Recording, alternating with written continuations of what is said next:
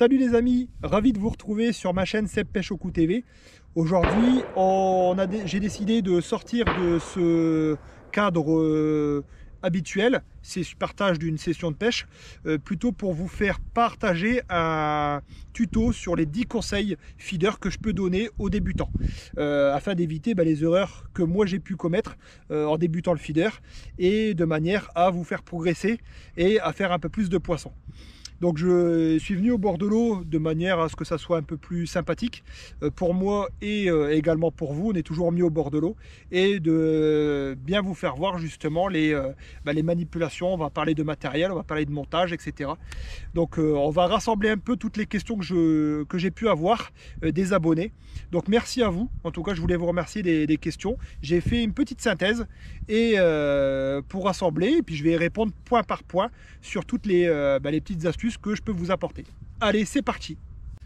Premier conseil les amis, on va parler de manière globale. Pour les pêcheurs feeders, forcément le jeune pêcheur feeder n'a pas tendance à avoir plusieurs cannes, donc il est important pour lui de trouver la canne polyvalente. Donc pour cela, je vais vous conseiller une canne la plus polyvalente. Donc là, forcément, je ne vais pas parler de pêche spécifique type Rhône, où là, il va falloir prendre du matériel vraiment spécifique.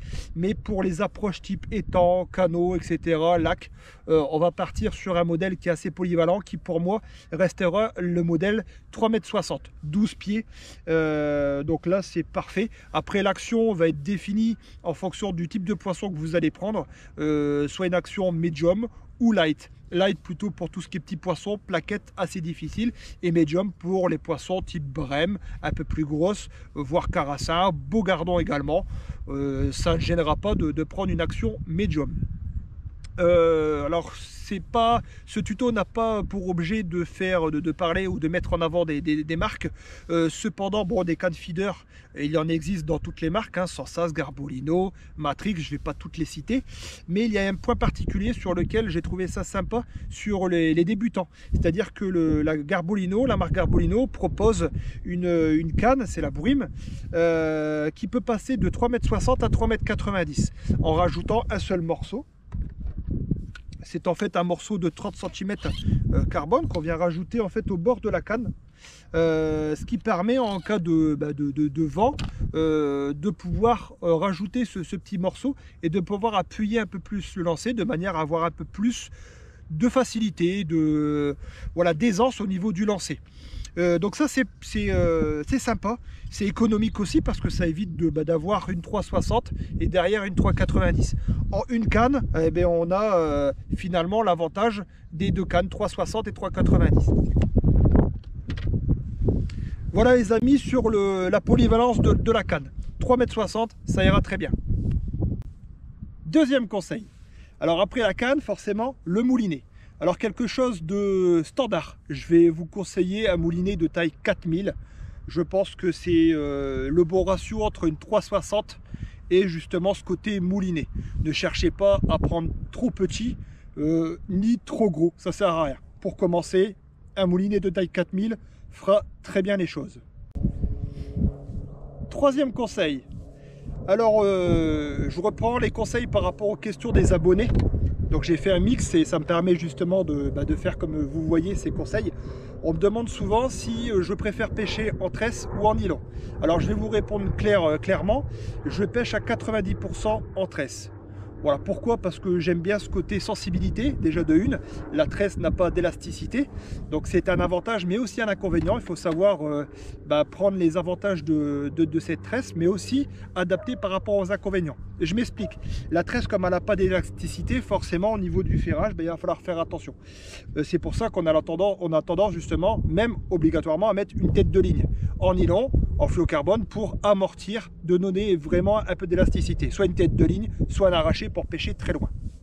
Donc pour moi, la tresse à 90%.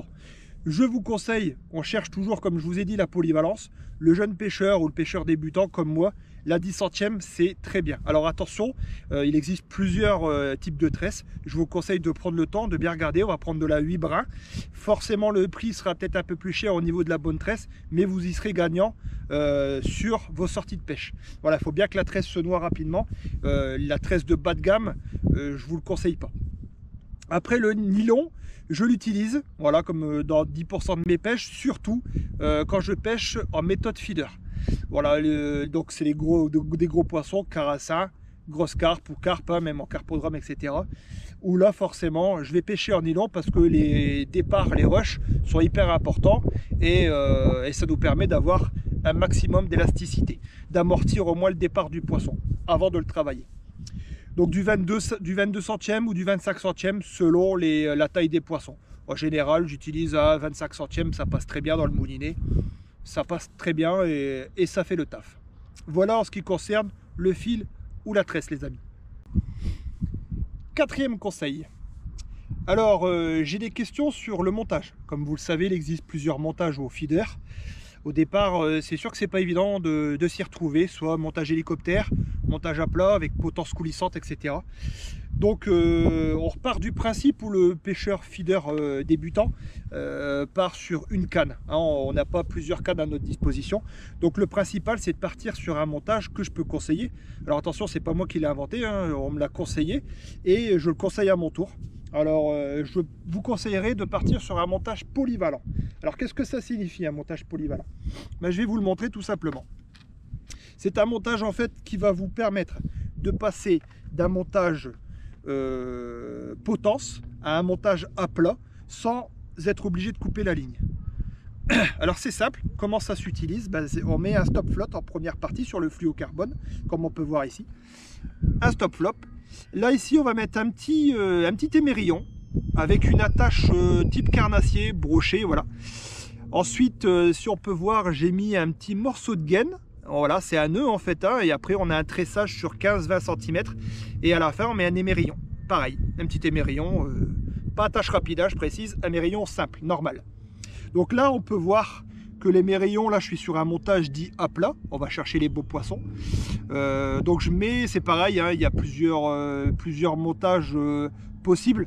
Moi je mets une gaine parce que bah, c'est forcément par rapport au conseil des bons pêcheurs. Puis bon, j'aime bien ce côté discret. Voilà, il y en a qui peuvent mettre un autre stop float ici à cette place. Mais la gaine, si vous regardez bien, elle permet vraiment d'entourer le nœud et d'éviter un emmêlage quelconque avec le petit excédent de fil qu'on pourrait avoir. Donc là c'est simple, je pars sur un montage à plat et si vous avez l'envie de passer justement sur un montage hélicoptère, ben, il vous suffira tout simplement d'enlever la graffe ici, de la mettre sur l'émerillon du bas et votre badline de le changer, de le mettre ici sur l'émerillon. Alors l'avantage c'est bien, c'est ce côté polyvalence. Le seul inconvénient de ce montage, c'est qu'on ne peut pas mettre d'attache rapide au niveau du bas de ligne. Les attaches rapides, je vais vous montrer ce que c'est, vous allez le voir, ça sera ici. Donc ça, c'est une attache qui permet justement d'attacher rapidement le bas de ligne et de pouvoir l'enlever sans le casser. Là, partant sur un émerillon simple, forcément, on est obligé de couper le bas de ligne et de le remettre en haut. C'est le petit point négatif de ce conseil, de ce montage. Mais on a ce côté polyvalence. Voilà. Donc c'est pratique. Je vous le conseille, les amis. En tout cas, moi je l'utilise toujours. Donc c'est que ça marche. Hein, il y a des moments, il ne faut pas se prendre la tête. Évitez tout ce qui est grossier sur les montages. Restez fluide, propre. J'en vois qui mettent des grosses perles bleues. Restez simple. Et la simplicité, efficacité. Le moins possible de matériel sur la ligne, je pense que voilà, ça donne gage d'efficacité. En tout cas, c'est ce que je pense. Hein, c'est pas valeur sûre.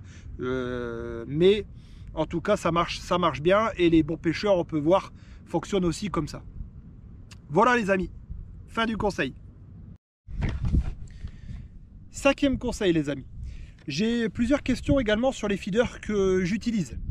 Alors je ne suis pas un adepte d'avoir des mallettes et des mallettes de feeders. Certes il en faut un certain type, mais il n'est pas nécessaire forcément d'avoir 600 feeders.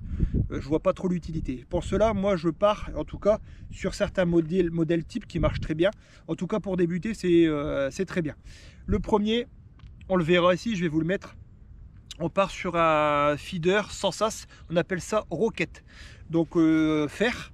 L'avantage c'est très bien parce que ça part hyper bien, c'est assez précis et ça fonctionne très bien.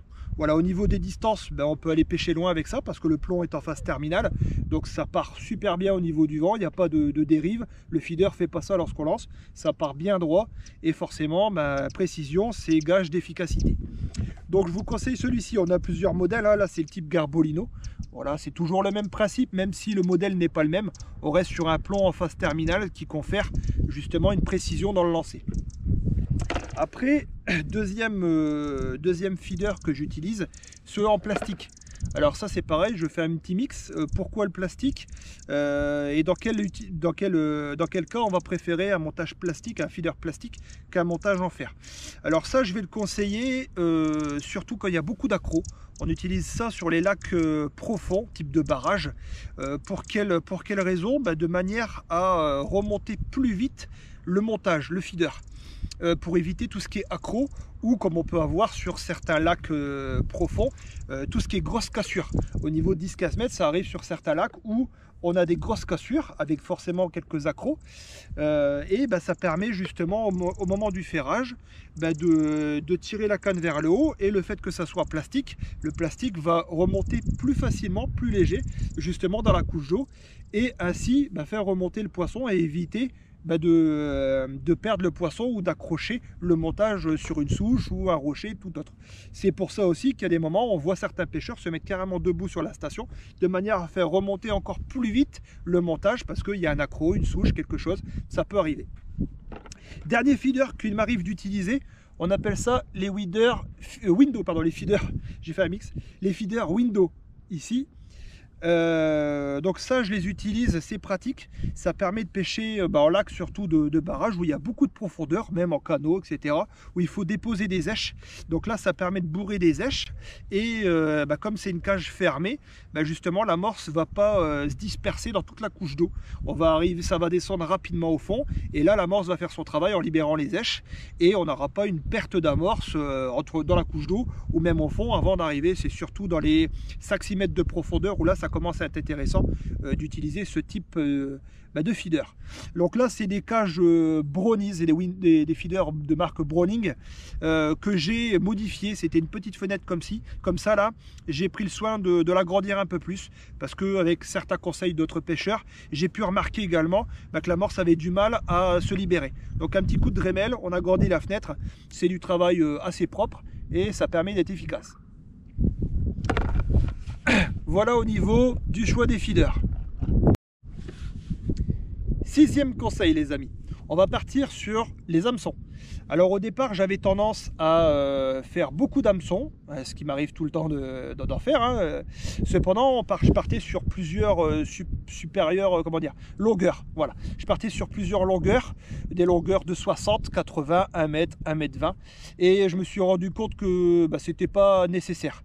Alors l'astuce maintenant, comme la plupart des grands pêcheurs feeders, à moins que je me trompe, hein, certains sont adeptes des rouleaux avec des 1 mètre, 1 mètre 20, etc. Moi je pars sur une base de 60 cm. Comme cette boîte là, on peut voir, hein, j'ai rien à cacher. On a les références des hameçons, j'ai notre boîte, hein, c'est pas que les hameçons, mais je pars sur une longueur de 60 cm, ce qui me permet déjà de commencer cette pêche avec cette longueur d'hameçon, de bas de ligne on va dire. Et si la pêche devient difficile, c'est simple, dans mon tiroir, comme là je peux vous le sortir, j'ai des réserves de bobines et je fais simplement une rallonge boucle dans boucle avec un bas de ligne d'un diamètre supérieur. En général je fais du 15-16 centièmes de manière à avoir une rallonge assez stable et derrière le bas de ligne derrière en 60 cm beaucoup plus souple. Ça permet de bien poser le montage au sol, voilà, sur le fond et d'avoir toujours cette efficacité. Donc ne vous embêtez pas à faire des bas de ligne d'1 mètre, 1 mètre 20. Je vous conseille de partir sur une seule longueur et d'adapter cette longueur avec des rallonges. Déjà ça coûte moins cher et ça vous prendra beaucoup moins de temps. Septième conseil les amis. Alors le sondage. J'avais tendance au départ en tant que débutant feeder à sous-estimer cette approche, ce côté sondage. J'avais tendance à jeter bêtement, voir une distance et pas prendre le soin de bien sonder. Alors ça c'est une erreur sur laquelle je ne suis pas resté longtemps parce que je me suis aperçu que finalement c'était une étape et c'est quelque chose d'hyper important. Alors je vous conseille, dès que vous arrivez sur votre lieu de pêche, de mettre un plomb d'arlesé, voilà, de 30-40 grammes sur votre montage. Et de jeter, de sonder. Alors déjà, qu'est-ce que ça va vous permettre? De savoir la profondeur. Alors forcément, on va prendre un temps de repère, hein, à 40 grammes. On va compter à partir du moment où ça touche la surface ou au moment où votre plomb va toucher le fond. Ça va vous permettre de savoir par rapport au temps écoulé, environ de vous donner une image de la profondeur. Et surtout, ce qui est important, c'est de voir la nature du fond. Parce qu'au départ, sans le sondage, on ne peut pas savoir cette nature et ça va vous permettre d'oublier certaines mésaventures que j'ai pu avoir, c'est-à-dire de pas prendre le soin de sonder, de pêcher, d'envoyer les cages et puis à un certain moment, je m'aperçois que j'ai pas mal d'herbe. Voilà, donc là on se retrouve forcément, l'erreur a été faite, c'est de ne pas avoir pris le temps de sonder. Donc quand vous jetez le plomb d'arlesé, canne basse, on met canne basse tout simplement et on vient gratter le fond, on vient essayer de trouver la nature du fond. Donc vous allez savoir par rapport à votre moulinet la sensation que vous allez avoir, savoir si c'est un sol, un fond qui est mou, vaseux ou rocailleux avec des rochers ou herbeux. Voilà, on va voir en revenant si vous avez, voilà, si vous accrochez. Donc ça c'est important. Comme ici, je pourrais vous le faire voir. À 30 mètres, ça passe très bien. Si je vais pêcher un peu plus loin, 50 mètres, c'est plein d'herbe, donc impêchable. Voilà les amis, ne pas négliger le sondage avec un plomb d'arlesé. Ça prend pas beaucoup de temps, mais ça peut vous permettre de faire une bonne partie de pêche et d'éviter certaines mésaventures. 8e conseil les amis, sur le lancer. Alors le lancer conditionne beaucoup parce que comme vous le savez, la pêche au feeder par contre c'est une pêche où il faut être précis. Je pense que c'est vraiment ce qui va vous donner l'avantage. Voilà, le côté réussite au niveau de la pêche, c'est de chercher cette précision. Donc ça passe avant tout par un lancer adéquat sur lequel vous vous sentez bien et sur lequel vous vous retrouvez au niveau précision. Donc je vais vous montrer en éloignant la caméra les deux types de lancers. Au niveau des deux lancers, c'est simple. Il y a le lancer où on va prendre plus le temps, c'est-à-dire qu'on va ramener la cage derrière, on va marquer un temps d'arrêt. J'en vois certains types carpistes qui font un peu comme ça. Et là, on va pouvoir jeter justement le feeder. Ou, alors j'ai commencé comme ça. C'était pas quelque chose sur lequel j'arrivais à me retrouver. Alors je suis passé plutôt sur un lancer pendulaire. Voilà, sur lequel je vais revenir en plusieurs étapes.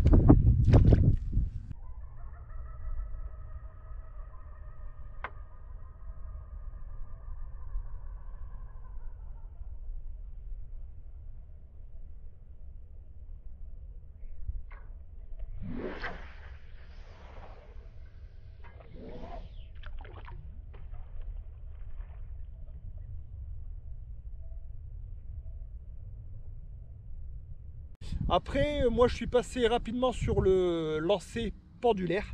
Pourquoi? Parce que pour moi c'est quelque chose de plus fluide et qui était pour moi gage de précision. Donc après, si vous vous retrouvez dans le premier lancer, j'ai envie de dire, restez sur celui-ci. Si vous êtes précis avec le premier, c'est pas la peine de passer sur le côté pendulaire, sauf si l'envie vous dit. En tout cas, ce lancer pendulaire, il va s'articuler comme suit. Alors comme cela, c'est-à-dire qu'on va lancer, il faut laisser déjà du ballon, il ne faut pas avoir peur, on ne laisse pas 60-70, il faut laisser 1,50 m voire 2 mètres de ballon entre le sillon et le feeder, de manière à avoir quelque chose de balancier. En fait, c'est l'inertie du feeder qui va permettre justement de se lancer. Donc on va jeter le feeder en avant, on va le ramener en arrière, et en fait avec l'inertie, hop, on va pouvoir justement jeter. Donc là c'est pareil, dès que le feeder touche, vous avez vu, je baisse la canne dans l'eau. On a quelque chose d'assez d'habituel. Pareil, on a tendance aussi avec la tresse à amortir. C'est pour ça qu'il m'arrive, comme on peut le voir, de relever la canne de manière à amortir la chute du feeder pour pas que ça fasse un arrêt sec et que ça évite de casser entre la tresse et la tête de ligne. Donc je reprends le lancer, comme on peut voir. Donc du ballon, n'hésitez pas à mettre du ballon. On jette le feeder. Voilà. Allez, 9e conseil. On va parler des distances. Alors au départ, l'erreur que j'avais tendance à faire, que j'ai faite, voilà, et c'est de partir trop loin, de vouloir pêcher à des distances de 40-50 mètres. Le feeder, comme je vous l'ai dit, c'est une pêche de précision. Il va falloir vraiment chercher ça au début, se cantonner à ça. C'est comme tout partout, hein, on va faire un petit coup, donc forcément si on a tendance à dévier, on s'en rend pas compte, hein, mais 50 cm, même 70-80 au feeder, ça reste énorme. Alors on a du mal à s'en apercevoir, on pense qu'on est précis, mais c'est pas si évident que ça. Même moi, je peux pas dire, je suis pas assez pêcheur régulier au feeder pour mettre vraiment tout dans 50 cm, ça serait vous mentir. Donc je vais vous conseiller de commencer par des distances, je veux dire intermédiaires. Déjà commencer à 30 mètres. Voilà, une distance assez polyvalente. Alors n'hésitez pas à régler, à prendre ce qu'on appelle des piquets de mesure. Ça peut vous aider. Je mets ici l'image.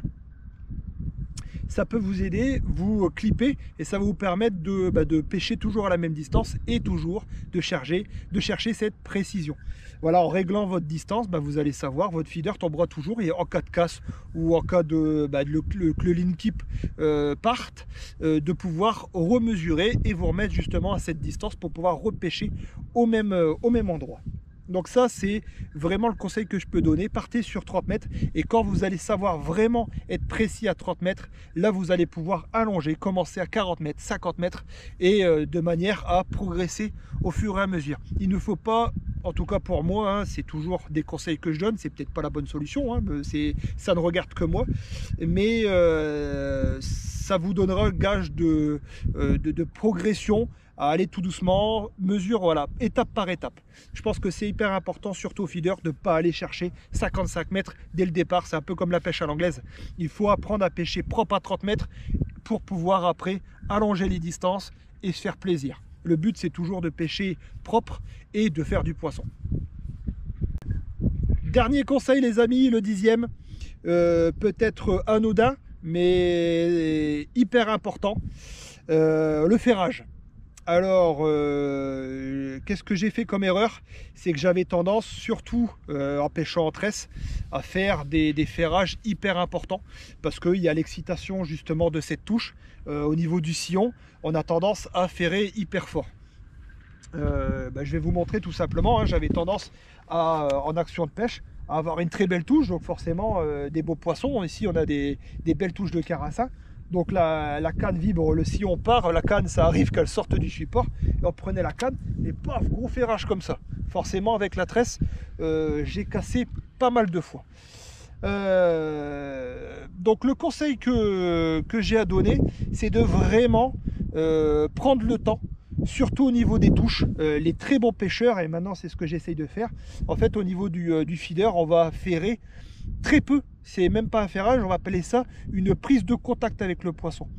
Le ferrage, vraiment, on va oublier, et on voit pas beaucoup de pêcheurs au feeder, les pompes en tout cas, faire des gros ferrages hyper importants. Ça, c'est fini. On a justement l'intérêt, c'est en cas de touche, juste de tac, prendre contact avec le poisson et de le travailler. Voilà, c'est juste ça se joue sur 30-40 cm. C'est tac, voilà, une prise de contact de manière à piquer l'hameçon et après à travailler le poisson. On n'est plus sur des ferrages hyper violents, parce que forcément avec la tresse et le peu d'élasticité qu'on peut avoir, c'est risque de casse ou de décrochage. De décrochage peut-être moins, mais en tout cas risque de casse. C'est l'erreur que j'ai faite dès le départ. J'avais tendance à, sans connaître, pêcher un peu comme à l'anglaise, à ferrer, mais sauf qu'on n'a pas la même élasticité. C'est totalement une pêche différente sur ce ferrage. Donc surtout, ne pas être tenté à faire des gros ferrages pour piquer les poissons. Restez discret, sobre, et une petite prise de contact avec le poisson suffit. Vous allez voir, ça ne vous changera pas. Alors c'est moins spectaculaire, hein, forcément, mais c'est efficace. Voilà les amis. Alors c'est la fin des conseils. Alors comme je vous l'ai dit, c'est simplement des conseils, des erreurs à ne pas reproduire, les erreurs que j'ai pu commettre moi en tant que pêcheur feeder, jeune pêcheur feeder. Donc j'espère que ces conseils vous serviront. En tout cas, c'est le but, de toujours chercher ce côté précision de manière à avoir une efficacité et de faire du poisson. C'est ce que je vous souhaite. J'espère que ce post vous aura servi. En tout cas, moi j'aurais aimé l'avoir, c'est la raison pour laquelle j'ai pris le temps de le faire. Donc n'hésitez pas à me mettre vos commentaires. Même si vous avez d'autres questions, j'y répondrai dans mes prochaines vidéos. N'hésitez pas à vous abonner si vous appréciez ces vidéos. Ça vous permettra de suivre avec intérêt la sortie et d'être averti des prochaines vidéos, de la sortie des prochaines vidéos. Et surtout le petit pouce bleu ici, comme à mon habitude. Ça permet de faire avancer, c'est toujours sympathique. Allez, il ne reste plus qu'à continuer la petite partie de pêche pour moi, qui est assez difficile. Mais ça m'a permis de prendre le temps avec vous de faire cette petite vidéo. Allez les amis, merci encore à vous et merci de me suivre sur ma page. Et je vous dis tout simplement au plaisir au bord de l'eau. Salut les amis!